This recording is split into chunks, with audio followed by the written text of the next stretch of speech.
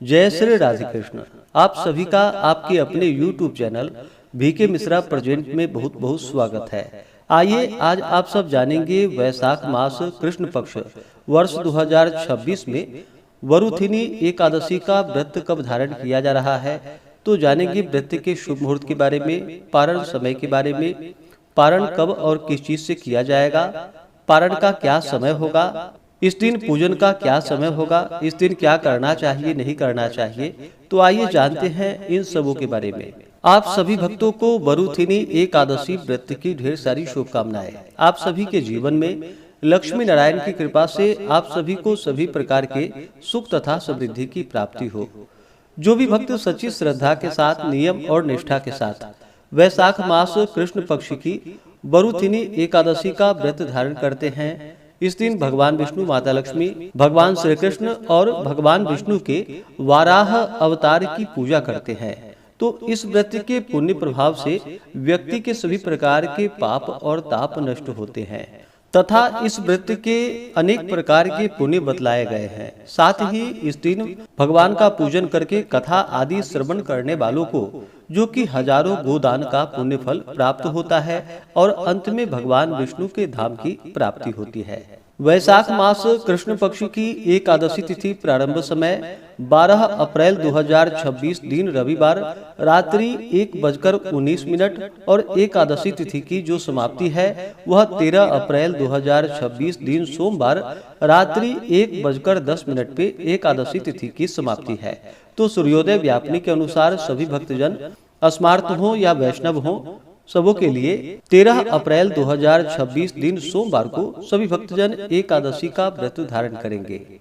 व्रत पारण के लिए कहा गया है, व्रत का पारण हरिवासर समाप्त होने के बाद और द्वादशी तिथि में करनी चाहिए।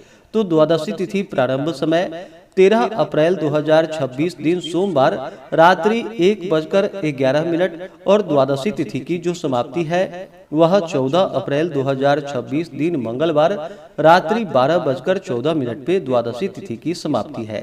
तो हरिवासर समाप्त होने का समय 14 अप्रैल 2026 दिन मंगलवार को सुबह 6:57 पे हरिवासर की समाप्ति है। तो व्रत का पारण सभी भक्तजन 14 अप्रैल 2026 दिन मंगलवार को सुबह 6:58 से लेकर के सुबह 8:33 तक व्रत का पारण कर लेंगे।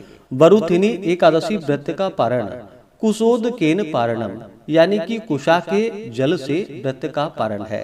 यह संभव ना हो तो आप जल फल या तुलसी दल से व्रत का पारण करें। 13 अप्रैल को ब्रह्म मुहूर्त का समय सुबह 4:02 से सुबह 4:50 तक होगा। सूर्योदय का समय सुबह 5:38, सूर्यास्त शाम 6:20 होगा।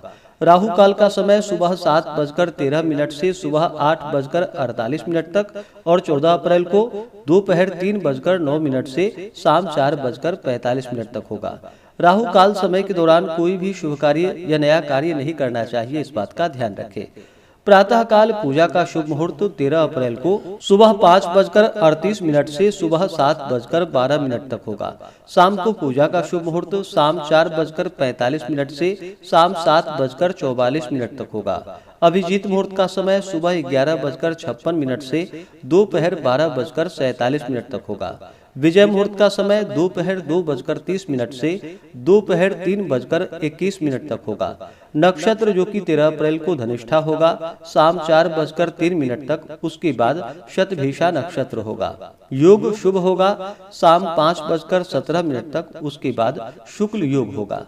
इस दिन व्रती को पूरे विधि विधान के साथ भगवान विष्णु, माता लक्ष्मी, भगवान श्री कृष्ण और भगवान विष्णु के वाराह अवतार की पूजा करनी चाहिए। इस दिन भगवान का गंध पुष्प धूप दीप आदि से पूजन करे, भगवान को तुलसी दल चढ़ाए, अनेक प्रकार के नैवेद्य आदि का भोग लगाए। खास करके इस दिन विशेषकर अगर मिल सके तो भगवान को खरबूजे का भोग अवश्य ही लगाए और उसे फिर बाद में प्रसाद के रूप में ग्रहण भी करना चाहिए।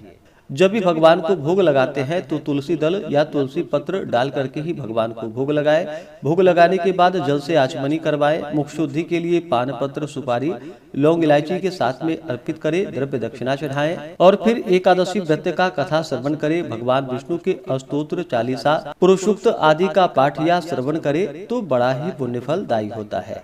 इस प्रकार से भगवान का पूजन करे। पूजन संपन्न करके भगवान की आरती करे, निराजन करे और फिर क्षमा प्रार्थना करे। इस प्रकार से सुबह और शाम के वक्त पूरे विधि विधान के साथ पूजन करे और अगले दिन जाकर के प्रातः काल उठ करके स्नान आदि करके शुद्ध वस्त्र धारण करके भगवान का पूजन करे, भगवान को भोग लगाए, भगवान की आरती कर ले।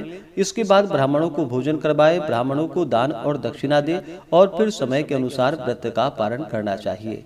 व्रती को व्रत के दौरान जो कि शुद्ध और सात्विकता का पालन करना चाहिए, दिन रात्रि उपवास रहते हुए व्रत को धारण करे। जो उपवास नहीं रह पाते हो, जिनका स्वास्थ्य सही ना हो, तो आप एक समय फलाहार ग्रहण करके व्रत को धारण करें। तो आशा करता हूँ कि यह जानकारी आपको अच्छा लगा हो। इसी प्रकार से ज्ञानवर्धक जानकारियाँ प्राप्त करते रहने के लिए, व्रत पूजा के बारे में जानने के लिए, कथा को सुनने के लिए चैनल पे अगर आप पहली बार आए हैं तो चैनल को लाल बटन दबा करके सब्सक्राइब करें, साथ में बेल आइकन घंटी को दबाएं ताकि आने वाली वीडियो का नोटिफिकेशन आपको समय से मिलता रहे।